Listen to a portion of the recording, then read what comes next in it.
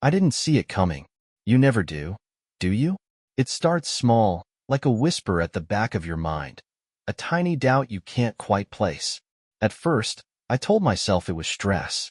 Jenna, my wife, was working long hours at the law firm, juggling a new case that demanded constant late nights and last-minute out-of-town trips. That was Jenna, though. She'd always been ambitious, driven, and I admired her for it. But lately, it felt like I was on the outside looking in. We'd been married for 8 years.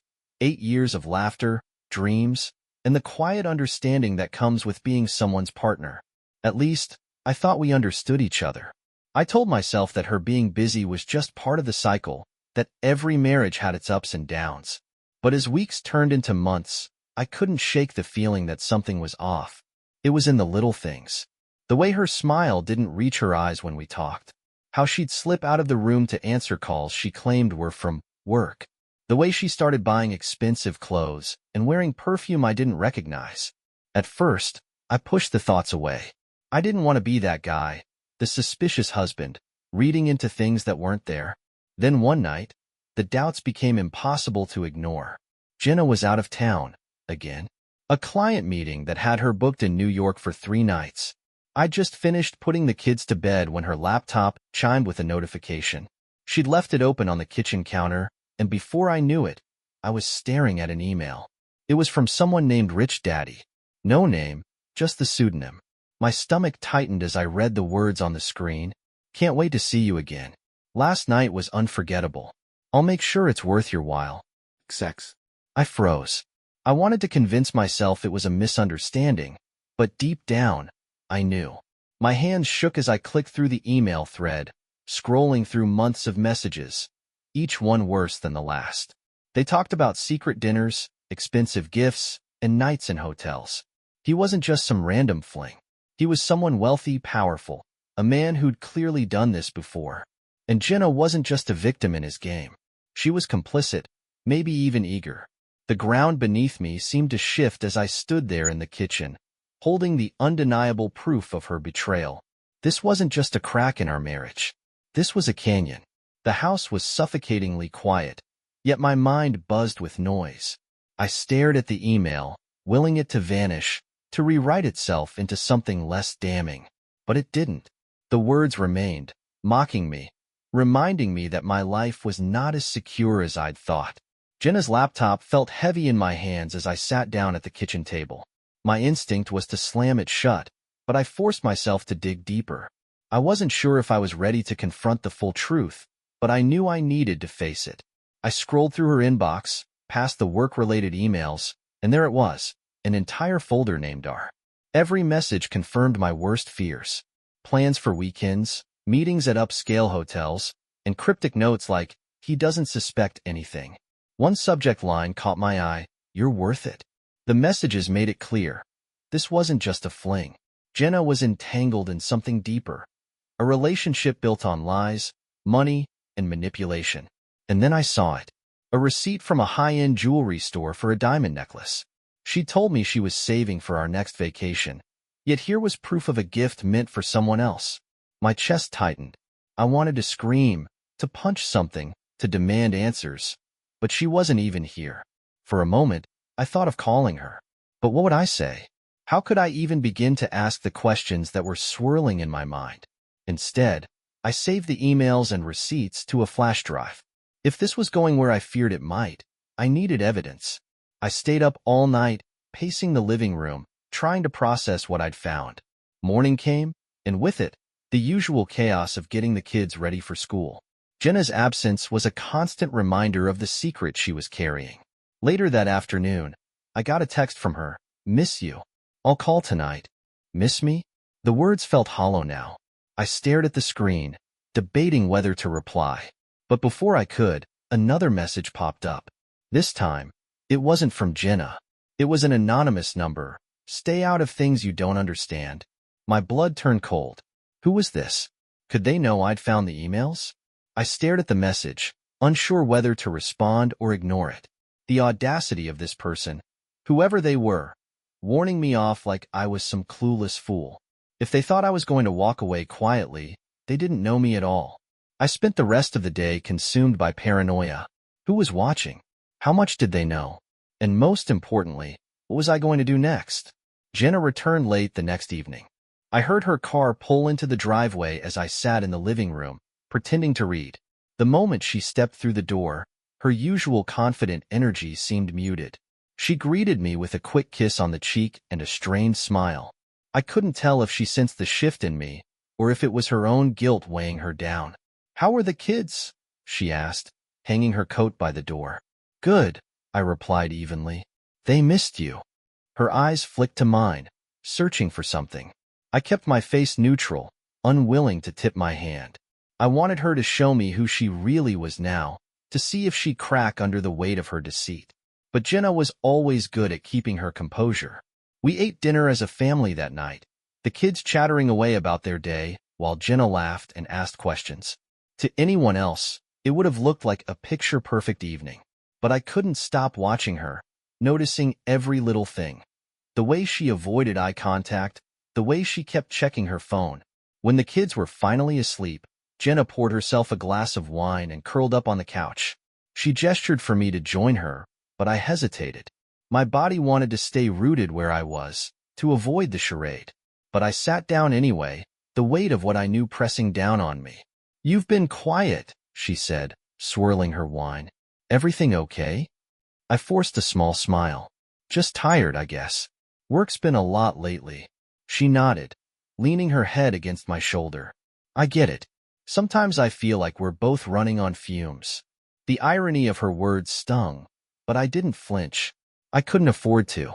Not yet. "Yeah," I murmured. "Feels like we've been out of sync lately." Jenna tilted her head up to look at me, her expression softening. "I know. I've been meaning to talk to you about that. I feel like we've been drifting. Maybe we need to make more time for each other." I almost laughed. Her performance was flawless, but I could see the cracks forming. Was this guilt talking? Or was it her way of trying to maintain control? "Maybe we do," I replied. "We should plan something soon." Her smile widened, relief washing over her face. "I'd like that." As the night wore on, I kept waiting for her to slip up, to reveal even a hint of the life she was hiding. But Jenna was careful, always careful. When we went to bed, she kissed me goodnight like nothing was wrong. But as I lay there, staring at the ceiling, I knew I couldn't keep up this facade much longer. The next morning, I made a decision. If Jenna wasn't going to give me the truth, I'd find it myself. The following day, Jenna left for work early, kissing me on the cheek as usual before rushing out the door. Her scent lingered in the air, a perfume I'd never known her to wear before.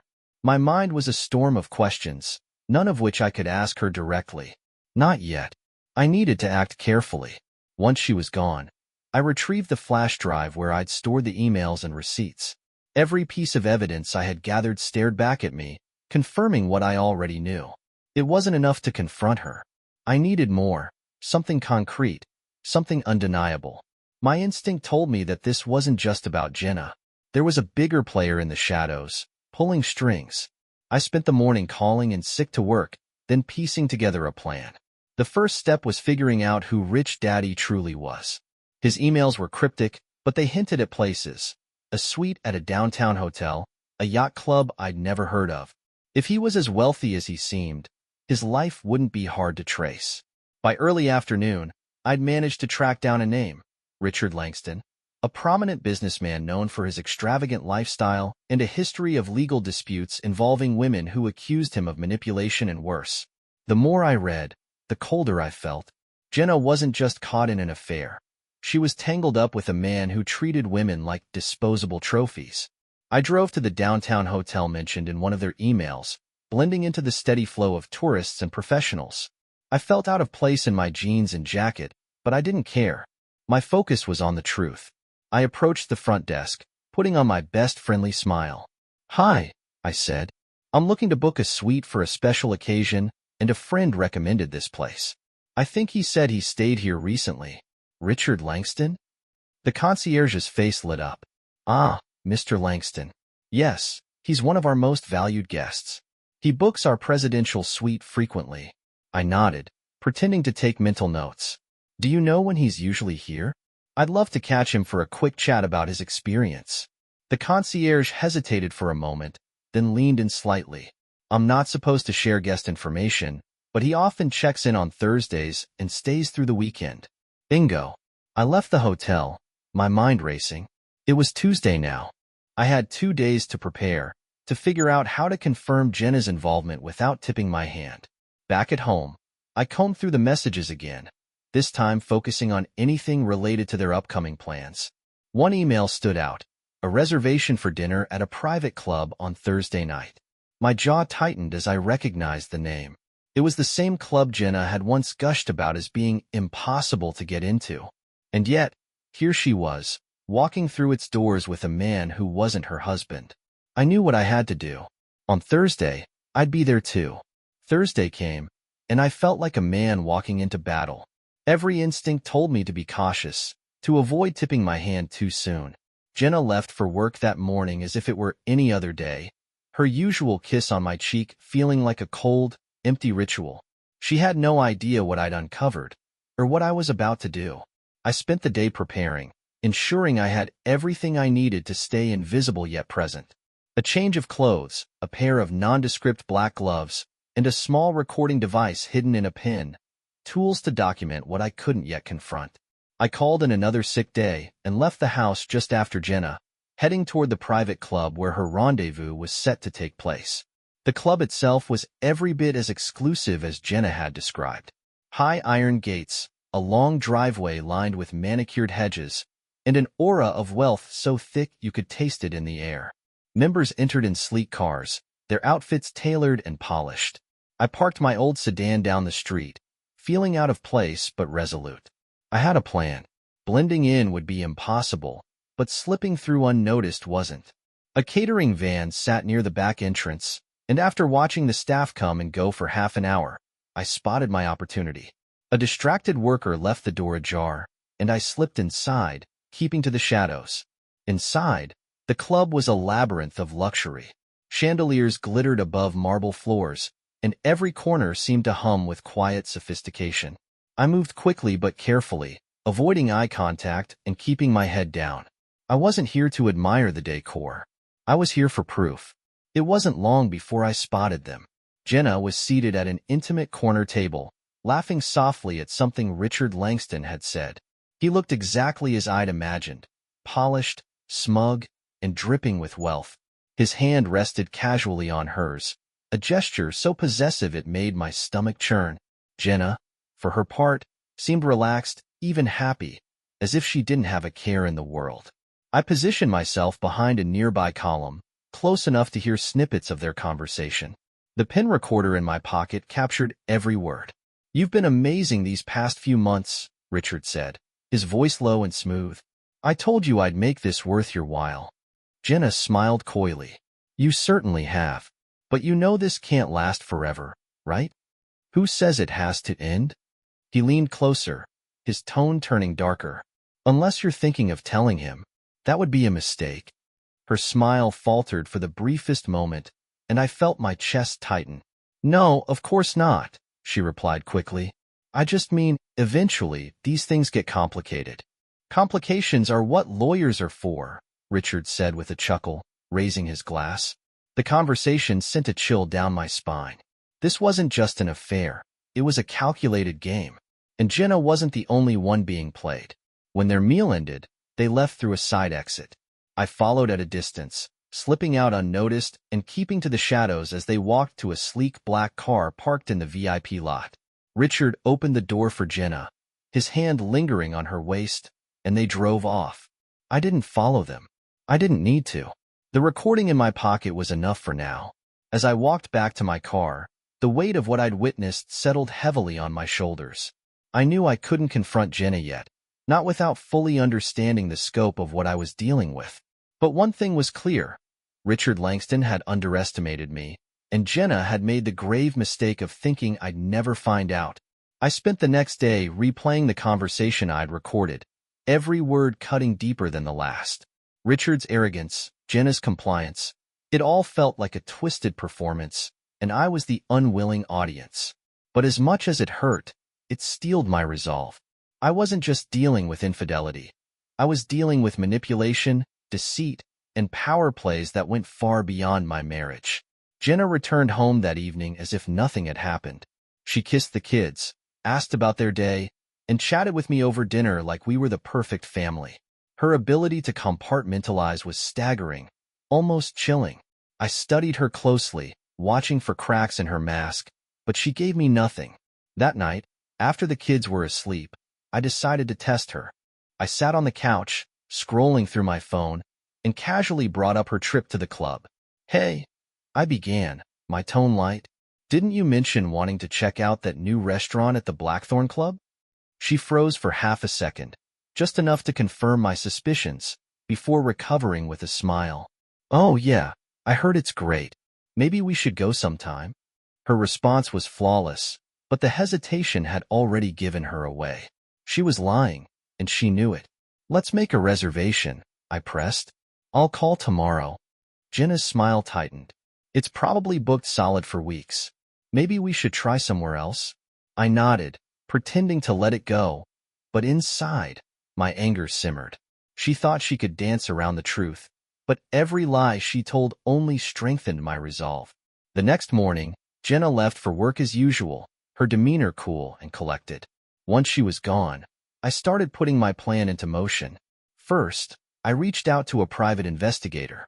If Richard Langston thought he could keep his affairs hidden behind a veil of wealth and influence, he was about to find out otherwise. The investigator, a no-nonsense woman named Karen, listened patiently as I explained the situation. She didn't flinch at the details, didn't offer empty reassurances. Instead, she nodded and asked pointed questions, her pen flying across a notepad. "Do you want this to stay discreet?" she asked. "Absolutely. No one can know, not yet." Karen nodded again. "I'll start digging into Langston's background, see if he's done this before. As for your wife, do you want surveillance or just confirmation of her involvement?" "Surveillance," I said firmly. "I need to know exactly what I'm dealing with." Karen promised to start immediately, and I left her office feeling both nervous and resolute. For the first time in weeks, I felt like I was taking back some measure of control. That evening, I received my first update from Karen. It was brief but telling. Richard Langston was no stranger to affairs. In the past 5 years, he'd been linked to 3 different women, all of whom had suffered financial or emotional fallout after their relationships ended. He had a pattern, and Jenna was just his latest conquest. I stayed up late that night, combing through the details Karen had uncovered and replaying the recording from the club. Every new piece of information sharpened my focus. This wasn't just about exposing Jenna's betrayal. It was about dismantling the life Richard Langston had built on the ruins of others. By the time dawn broke, I had a plan. I wasn't just going to confront Jenna. I was going to make sure that when I did, neither she nor Richard would see it coming. The following days were a whirlwind of quiet preparation. Karen continued feeding me information, piecing together a web of deceit that was more intricate than I'd imagined. Richard Langston wasn't just an arrogant philanderer. He was a predator who used his wealth and influence to exploit women, leaving them discarded when their usefulness ran out. Jenna wasn't just collateral damage. She was a willing participant, blinded by his promises of luxury and excitement. Karen's surveillance of Jenna revealed a disturbing pattern. On the nights she claimed to be working late, she was with Richard. Sometimes it was at his penthouse downtown, other times at private events. She played her role seamlessly, the perfect mistress in his curated world of excess. It made me sick to think of how easily she had lied to my face, how she had taken our life together and traded it for fleeting indulgence. But I wasn't just watching and waiting anymore. I had a plan, and it started with hitting Richard where it hurt most. His reputation? One of Karen's discoveries was a financial trail that linked Richard to questionable dealings with his business partners. It wasn't enough to bring him down on its own, but it was a thread worth pulling. I contacted a journalist friend of mine, an investigative reporter named Will, and shared what I'd found. "Are you sure about this?" Will asked after I explained the situation. "As sure as I've ever been about anything," I replied. "I don't care what happens to Jenna or me anymore. I just want him exposed." Will hesitated, but eventually agreed to look into it. "This guy's powerful. If I find something, it could get messy." "I'm counting on it," I said. While Will dug into Richard's business, I focused on setting the stage for the confrontation with Jenna. I wanted her to feel the weight of her choices, to understand that her betrayal wasn't something she could sweep under the rug. It wasn't about humiliating her. It was about making her face the reality of what she'd done. One evening, while Jenna was at another work meeting, I went through her things. Her laptop was the treasure trove I'd expected, filled with messages, receipts, and photos that documented her affair in excruciating detail. I copied everything onto a second flash drive, the evidence now indisputable. Then, I found something unexpected. In a hidden folder on her desktop, there was a series of emails between her and one of Richard's assistants. They weren't about their affair. They were about me. My stomach turned as I read them. They discussed my habits, my schedule, even my financial accounts. It was clear they were trying to assess how much I knew, how much of a threat I might be. That's when it hit me. This wasn't just about Richard manipulating Jenna. This was about control. They weren't just trying to keep me in the dark. They were planning to use me as leverage if things went south. I clenched my fists, my anger boiling over. Whatever sympathy I might have felt for Jenna evaporated. She wasn't a victim. She was complicit.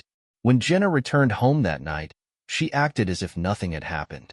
She kissed me on the cheek, asked about my day, and sat down to watch TV like everything was fine. But now, I knew better. The mask she wore wasn't just to hide her guilt. It was her shield, and I was about to shatter it. I waited until the weekend to make my move.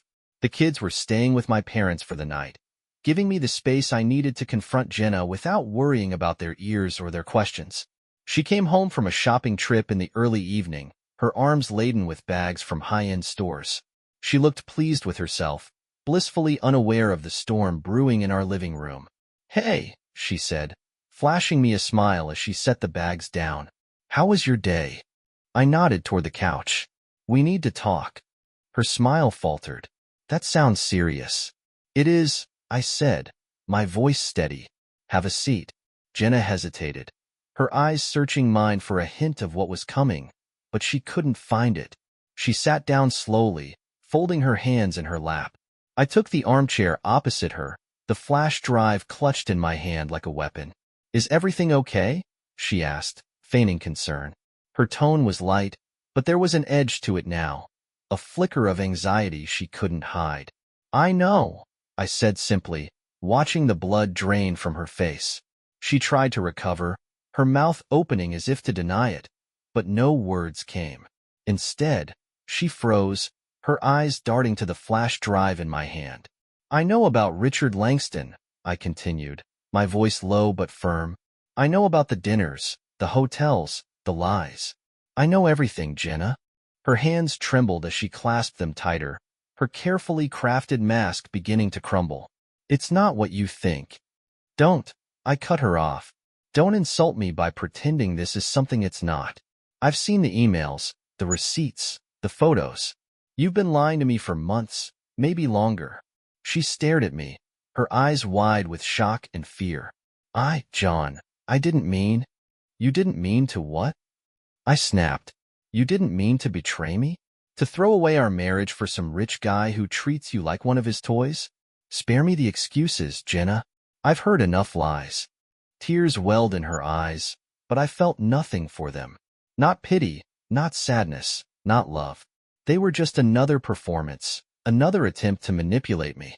"Why?" I asked, my voice breaking despite myself. "Why him? Why this?" She looked down, her tears spilling over. "I don't know," she whispered. "I was unhappy. I felt stuck. He made me feel alive again." "Alive?" I repeated, the word tasting bitter in my mouth. "So while I was here, taking care of our home, our kids, you were off living some fantasy with a man who destroys lives for fun? Do you even hear yourself?" Jenna buried her face in her hands, her sobs muffled but audible. "I never wanted to hurt you," she choked out. I thought I could keep it separate, that it wouldn't affect us." "Separate?" I echoed, leaning forward. "Do you hear how absurd that sounds? You didn't just hurt me, Jenna. You destroyed us. And you dragged our family into it without a second thought." She looked up, her face streaked with tears. What do you want me to say, John? That I'm sorry? That I regret it? I do, but it's too late, isn't it? I know I've ruined everything. I stood, my hands shaking. You don't get to decide what's too late, Jenna. You don't get to walk away from this unscathed. Her eyes widened, panic flashing across her face. What are you going to do? I held up the flash drive. What I should have done weeks ago. Make sure neither you nor Richard can hurt anyone else. Jenna sat frozen, her tear-streaked face a mask of fear and desperation. John, please, she whispered. You don't have to do this. We can fix this. I can fix this. I shook my head, the weight of everything she had done pressing down on me like a tidal wave. Fix this, I repeated, my voice low and measured. How? With another lie? Another promise you'll break the moment it becomes inconvenient? No, Jenna. This isn't something you can patch up with apologies and crocodile tears. She reached out, but I stepped back, her hand falling uselessly to her lap. What are you going to do? She asked again, her voice trembling. I stared at her, 1,000 emotions warring inside me. You'll find out soon enough, I said, tucking the flash drive into my pocket. But know this. You and Richard are going to face the consequences of what you've done. Her face crumpled, and she began sobbing again, but I didn't stay to comfort her. I turned and walked out of the room, leaving her to sit in the wreckage of the life she'd destroyed.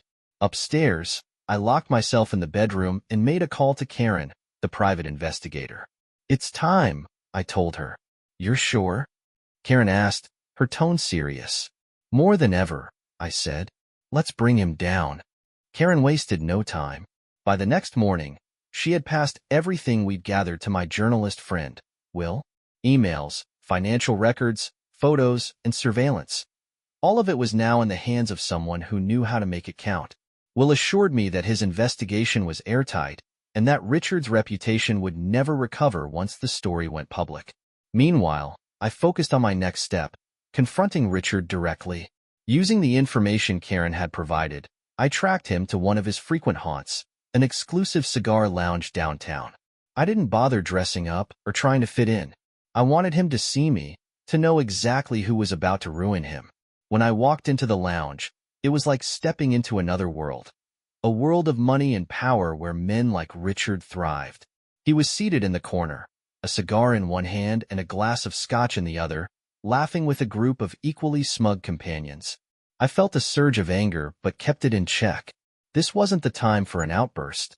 I approached his table, and his laughter died as he noticed me.